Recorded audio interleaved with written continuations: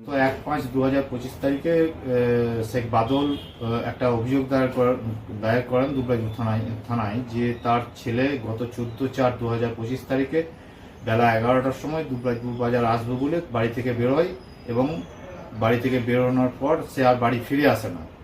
তার ছেলের নাম শেখ আরিয়ান এবং ফিরিয়ে না আসার কারণে পরের দিন অর্থাৎ 15/4/2025 তারিখে শেখ বাদল দুবরাজপুর থানায় একটা মিসিং ডায়েরি করে এবং মিসিং ডায়েরির ইনকোয়ারি চলতে থাকে এবং পরবর্তীকালে যখন খুঁজে না পায় তখন একটা স্পেসিফিক নির্দিষ্ট একটা কমপ্লেন লজ করেন শেখ বাদল 1/5/2025 তারিখে, সেটা যে তার ছেলেকে অপহরণ করা হয়েছে। পুলিশ ইনকোয়ারির সাথে সাথে তদন্তও করেন, তদন্ত করে তাকে 2/5/2025 তারিখে কলকাতার পার্ক স্ট্রিট থানার অন্তর্গত মির্জা গালিব স্ট্রিটে তাকে পাওয়া যায় এবং তাকে রিকভারি হয়।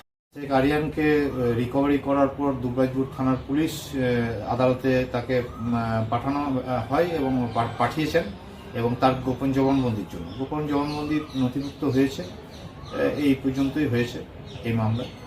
আপনার নাম? রাজেন্দ্র প্রসাদ দে, দুবরাজপুর কোর্ট, এপিপি।